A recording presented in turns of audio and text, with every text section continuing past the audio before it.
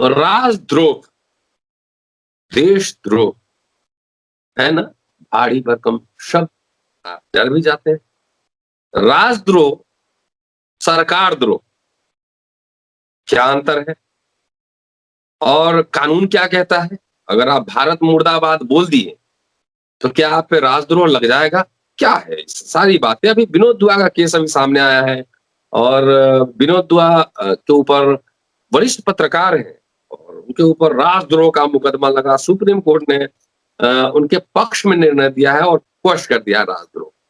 ये क्या हमारे खास तौर से हमारे जो वंचित जमात के साथी हैं बहुत डरते हैं कि सुप्रीम कोर्ट में मत बोलिए, आपको कंटेम्प्ट ऑफ कोर्ट हो जाएगा। तो उनको इस सब बात जानने के लिए देखिए सुप्रीम कोर्ट संविधान से परे नहीं है। सुप्रीम कोर्ट भी अगर कोई ऑर्डर देता है तो उसकी भी समीक्षा होती है और हम लोग करते हैं और उनके खिलाफ भी लिखते हैं, उनके जजमेंट के खिलाफ लिखते हैं। Not against Supreme Court, it is against the judgement of a particular जज। तो ये समीक्षा में सब कुछ होता है। तो आज ये सब जानने के लिए और खास तौर से आप सबको जानना बहुत जरूरी है कि हर बात में राजद्रोह नहीं होता है, देशद्रोह नहीं होता है। ऐसा लग रहा है जैसे आप आलू टमाटर गाजर कह रहे हैं, हाँ, कुछ भी बोल दिए तो राजद्रोह हो गया।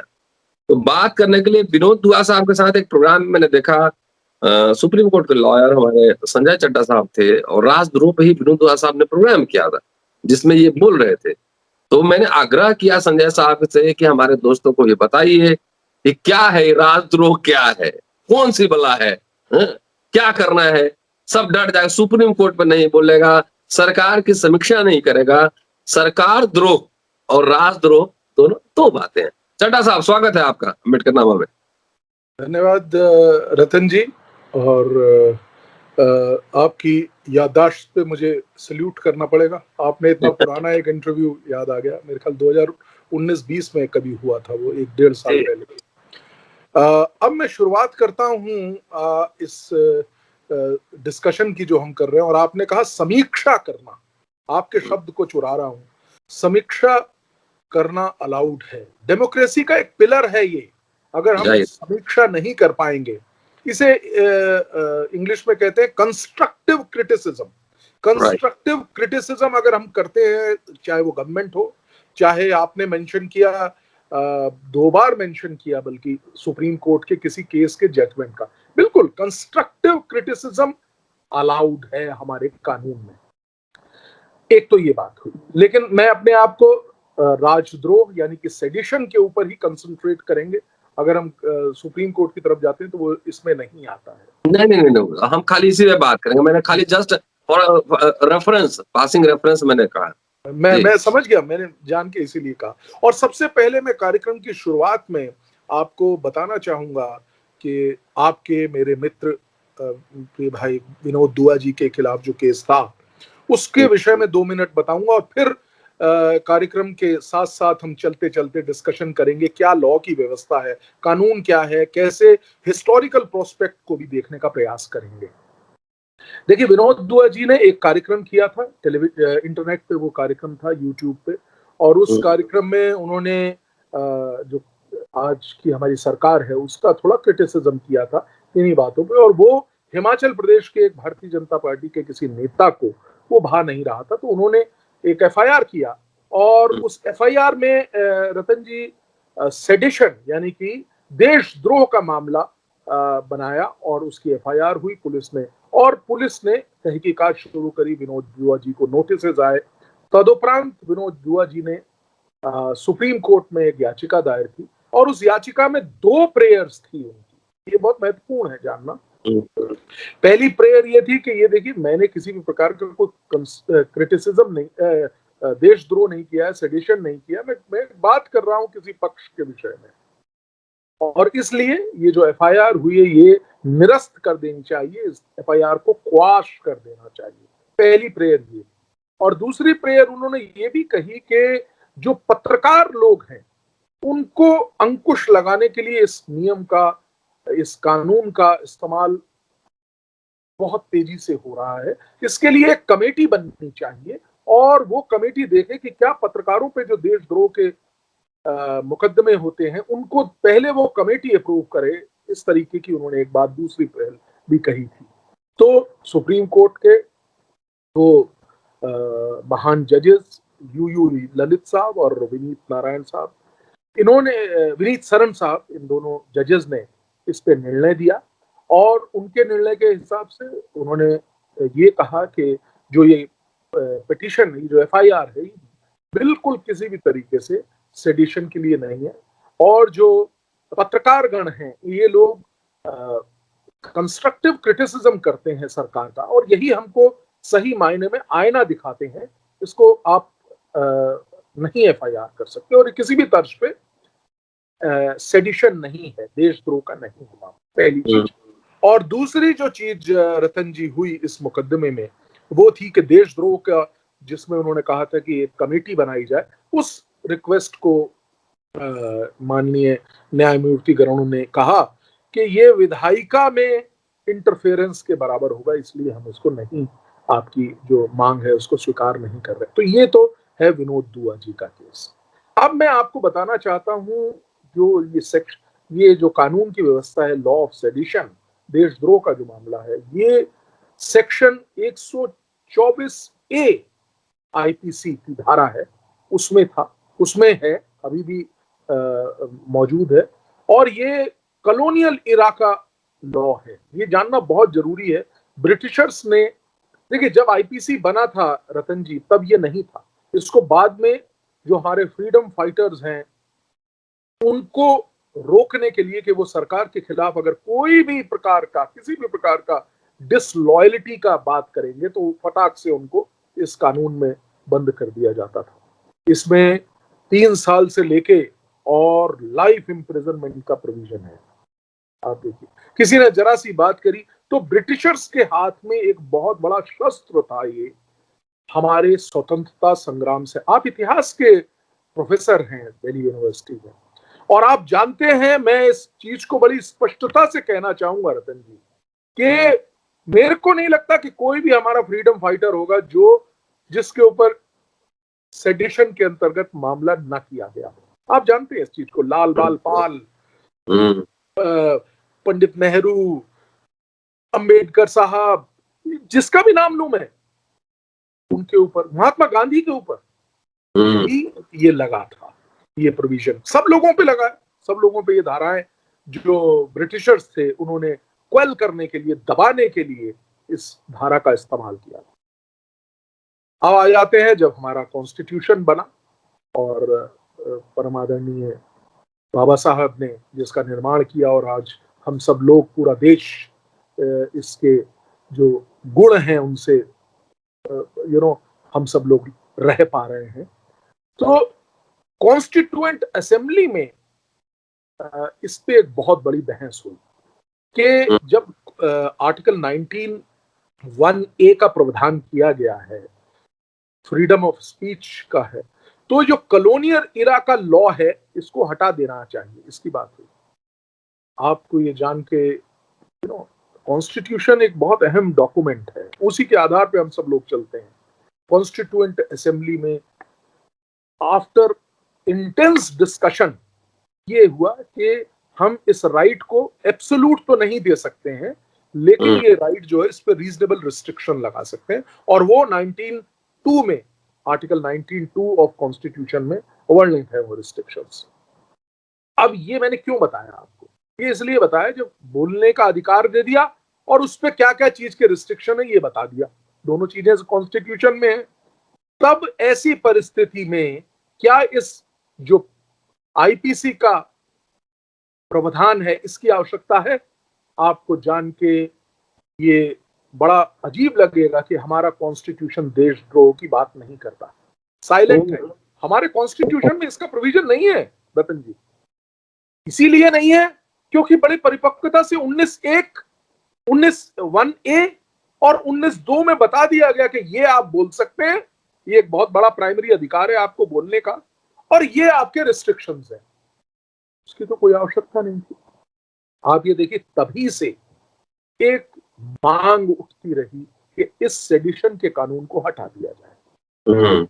और इस पे, जैसा कि जिस जजमेंट का आज हम देख रहे हैं, चारों तरफ व्याख्यान हो रहा है, Kedarnath versus state of Bihar. 1962 में 5 जजेस बेंच के समक्ष इस कानून को रखा गया कि इस कानून की विवेचना करिए। रतन जी, मैं कानून अब बताता हूं कि 3 इंग्रेडिएंट हैं इसके कानून के। पहला इंग्रेडिएंट है कि बाय वर्ड्स स्पोकन और रिटन, साइन यानी कि शब्दों से या जेस्चर साइन से, यदि कोई व्यक्ति ब्रिंग्स और अटेम्प्ट्स टू ब्रिंग, लाता है या लाने का प्रयास करता है, हेट्रेड की भावना, कंटेम्प्ट, एक्साइट्स और attempts to excites disaffection. Disaffection का मतलब क्या होता है? Disloyalty towards the lawful government. सिर्फ इतनी सी व्याख्या दिया हुआ है आईपीसी। सुप्रीम कोर्ट ने 1962 में यह कहा कि ये वैलिड है, लेकिन एक बहुत बड़ी बात साथ में लगा दी, उसको कहते हैं एक केवियट जोड़ दिया कि ये 3 चीजें तो होनी है, लेकिन सेडिशन तभी लगेगा जब ये 3 चीजें हों और इस बात को कहने से कोई शांति व्यवस्था बिगड़े, पब्लिक ऑर्डर जिसे कहते हैं वो हिल जाए, कोई मारधाड़ हो, गाड़ियां जला दी उस कहने की वजह से। मैं एग्जांपल दूंगा अभी आपको। या अराजकता फैलाने की कोशिश की जा रही है, पब्लिक ऑर्डर को डिस्टर्ब किया जा रहा है, तभी। देखिए, विनोद दुआ जी ने एक शो किया, उसमें किसी इशू पे क्रिटिसाइज किया गवर्नमेंट को।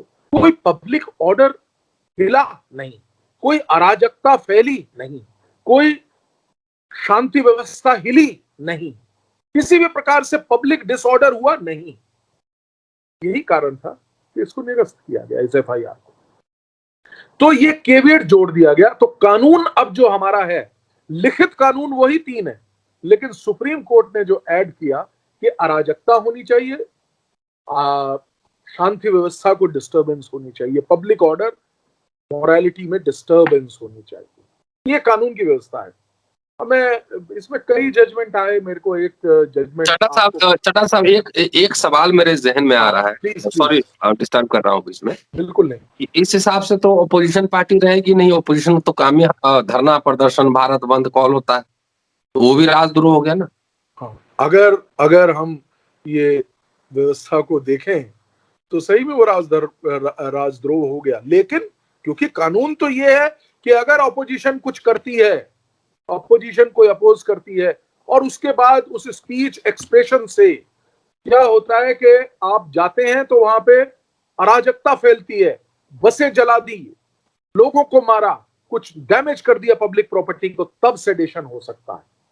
अब मैं एक उदाहरण दूंगा आपको, बलबीर सिंह केस। 1962 की बात कर रहे थे, सॉरी हम बीच में डिस्टर्ब कर दी। 1962 के जजमेंट में जैसा मैंने आपको बताया, ये कहा गया कि तभी और तभी उन व्यवस्थाओं में 124 ए का इस्तेमाल होगा जब अराजकता फैलेगी, तभी आप 124 लगा सकते हैं। ये एक केवियट बना दिया गया। अब मैं एक आपको उदाहरण देना चाहूंगा एक और केस का, सुप्रीम कोर्ट का वो भी केस है, Balbir Singh case versus state of Punjab. Balbir Singh के केस में रतन जी, आप स्तब्ध रह जाएंगे कि ये व्यक्ति था बलबीर सिंह। इसने एक सभा में, पूरी सभा हो रही है, वहां पे इसने कहा, स्पीच दिया कि, और उसके शब्दों को मैं कोट कर रहा हूं, उसने भारत की को कहा, भारत मुर्दाबाद, हिंदुस्तान मुर्दाबाद, ये कहा, पाकिस्तान जिंदाबाद कहा उसने, और लोगों ने नारे लगाए, और उसने साथ में ये भी कहा, खालिस्तान जिंदाबाद। अगर आज के परिप्रेक्ष्य में हम देखें तो इस पे तो देशद्रोह फटाक से मच जाना चाहिए। लेकिन कानून की व्यवस्था क्या थी, मैंने आपको बताया, कोई अराजकता नहीं हुई, वो स्पीच हुई, लोगों ने सुना, उसके लिए अलग नियमावली है। अगर आपने भारत का अपमान किया है तो उसके लिए अलग कानून है, उसमें उसका होगा, लेकिन सेडिशन नहीं लगेगा।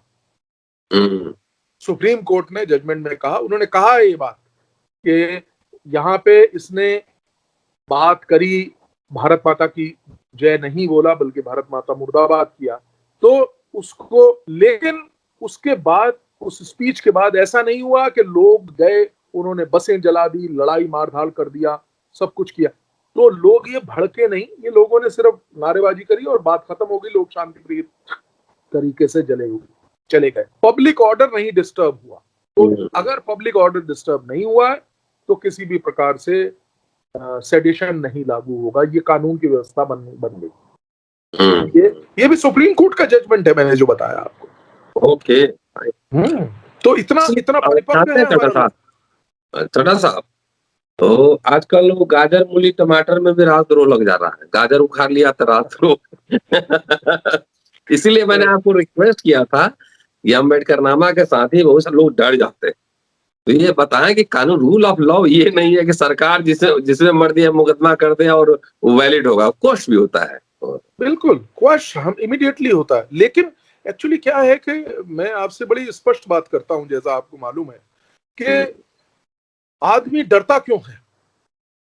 मुकदमा चालू हो जाएगा, क्वेश्चन के लिए कौन हाई कोर्ट में जाएगा, कौन कहां जाएगा, इसलिए लोग कहते हैं भाई समाप्त कर दो।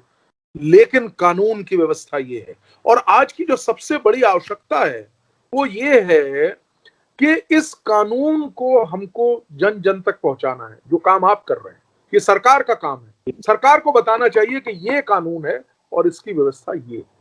लेकिन बहुत अच्छा है आप इस चीज को इस्तेमाल कर रहे हैं। मुझे एक बात याद आ गई। 2014 में अगर हम देखें तो तकरीबन 47 केसेस थे। मैं national crime bureau, record bureau का आपको डाटा दे रहा हूं। उन्होंने कहा कि 47 केसों में से सिर्फ एक केस में एक व्यक्ति, पूरे देश में एक व्यक्ति मात्र को सजा दी गई इस कानून के तहत। आप दंग रह जाएंगे। अभी सीएए का प्रोटेस्ट हुआ, अभी जो ये किसानों का प्रोटेस्ट हुआ, तकरीबन 6400 लोगों पे सेडिशन का केस चालू किया गया, 6400 लोगों के ऊपर। और लेकिन इस बम को लगाई आग, लेकिन था नहीं बनेगा। क्यों? क्योंकि पनिशमेंट किसी को नहीं होगा, हरासमेंट सबको हो जाएगा। 4 दफा पुलिस बुलाएगी आपको। तो ये एक बड़ी महत्वपूर्ण बात है। सुप्रीम कोर्ट ने भी कहा, देखिए जर्नलिस्ट के ऊपर प्रेशर डालने के लिए अगर इस कानून का इस्तेमाल होगा तो बहुत गलत है। जर्नलिस्ट ही, आप लोग भी उसमें मैं शामिल करता हूं आपको। एक बहुत बड़ा स्तंभ आप तैयार कर रहे हैं। और देखिए, हम आपके जरिए हम सूचना ही तो पहुंचा रहे हैं लोगों के पास। और एजुकेट कर रहे हैं। और मैंने आपको पहले भी कहा था कि मैंने भी एक छोटा सा आपके पथ पे चलते हुए स्प्रेडिंग लीगल अवेयरनेस कर रहा हूं। मैं भी कोशिश करता हूं। और लिंक में डालूंगा। मैंने लोगों से अपील किया कि स्प्रेडिंग लीगल अवेयरनेस संजय के चड्ढा साहब, फिर अपील कर रहा हूँ कि आप जाइए उनका यूट्यूब चैनल सब्सक्राइब कीजिए, देखिए वो क्या बोल रहे हैं। बहुत बेबाक बोलते हैं। बहुत अब तक हमारे और चड्ढा साहब पे 100 देशद्रोह के मुकदमे हो गए रहते हैं, जितना हम लोग बोलते हैं। तो मैं ये बता रहा था कि इन सारे केसेस में आप देखिए कल्मिनेशन क्या होता है, एंड क्या होता है, समापन कहां पे होता है, बरी हो जाते हैं। जैसे ही विनोद दुआ जी का केस है, आपके समक्ष पूरा केस कर दिया, तहकीकात हुई, पुलिस की मशीनरी पूरी। क्या पुलिस वालों को ये नहीं मालूम है कि विनोद दुआ के उस शो से कभी भी कोई अराजकता नहीं फैली, इसलिए सेक्शन 124A का इस्तेमाल नहीं कर सकते। पहले चड्ढा साहब अराजकता को भी डिफाइन करने की जरूरत है।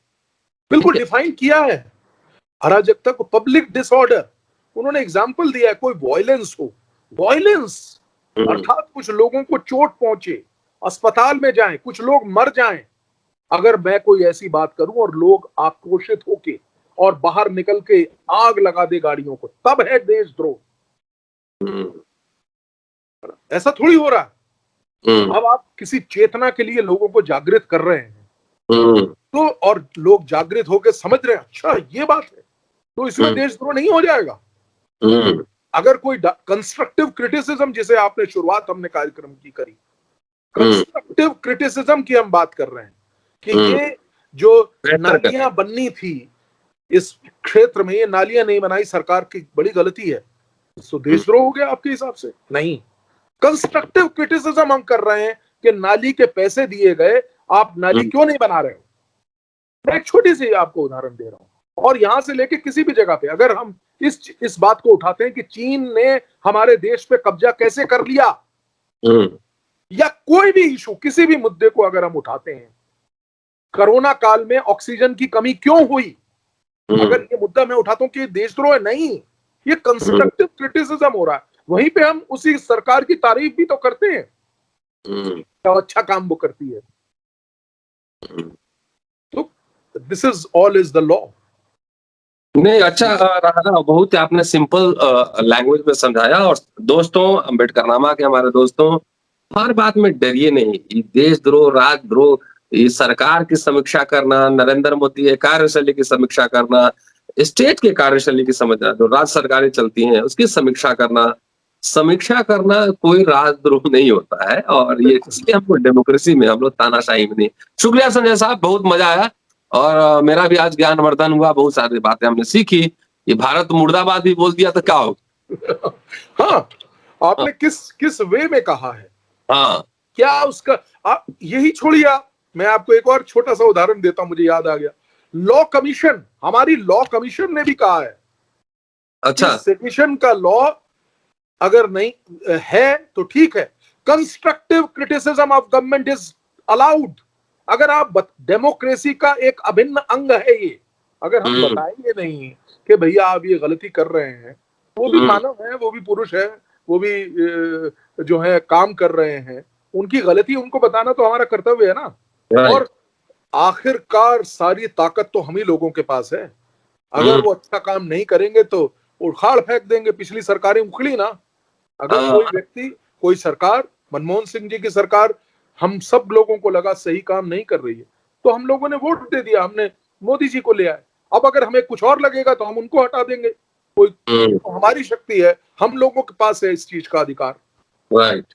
और ये हमारे ड्यूटी बाउंड है, ये सरकार हमारी सेवा के लिए उन्होंने ही लिया है। अगर आप नहीं कर सकते सेवा तो छोड़ दीजिए, कोई और करेगा। चलिए, शुक्रिया, शानदार, जानदार, जिंदाबाद। ये थे संजय के चड्ढा साहब। लगातार अम्बेडकरनामा पे इनको हम लोग डिफरेंट थीम्स पे सुनते रहेंगे। ये न्यूज चैनल नहीं है, न्यूज नहीं चला, हमारा काम है समीक्षा करना, विमर्श को जन्म देना, सोचने समझने के लिए लोगों को मजबूर करना कि बात समझिए। और इसमें संजय साहब हमारे साथ हैं। शुक्रिया संजय साहब, और आपसे फिर अगले एपिसोड में मिलता हूँ। और तब तक आप शेयर कीजिए, संजय चड्ढा साहब का चैनल है स्प्रेडिंग लीगल अवेयरनेस, उसको सब्सक्राइब कीजिए, जाइए अम्बेडकरनामा को भी सब्सक्राइब कीजिए, कमेंट कीजिए, हमारी भी समीक्षा कीजिए। शुक्रिया। Keep watching and sharing Ambedkarnama. जय भीम।